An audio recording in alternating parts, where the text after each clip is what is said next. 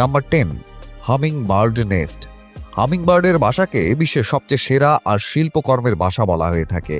এই পাখিকে আপনি চড়ুইয়ের সঙ্গে তুলনা করতে পারেন, কারণ তারা আকারে খুব ছোট হয়ে থাকে, কিন্তু ছোট হওয়া সত্ত্বেও তারা তাদের বাসা বিশাল বিশাল গাছের উপর তৈরি করতে পছন্দ করে এবং অনেক উচ্চতায়, এবং তাদের বাসা 10 থেকে 100 ফুট ওপরে তৈরি করে, যার কারণে আপনি তাদের বাসা মাটি থেকে সহজে দেখতে পাবেন না।